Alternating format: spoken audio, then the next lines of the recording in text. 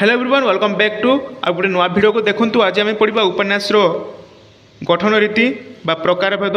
तो previous class रे आम पढ़ी उपन्यास संज्ञा स्वरूप।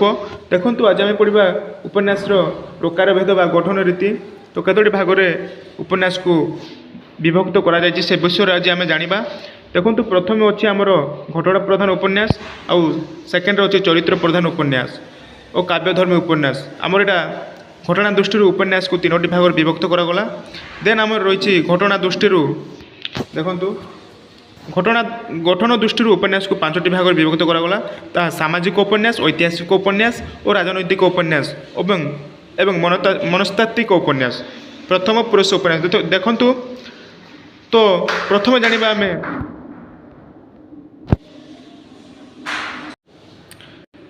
देखु घटना प्रधान उपन्यास क्या कहुए। प्रथम आम जानिबा जो उपन्यास समाज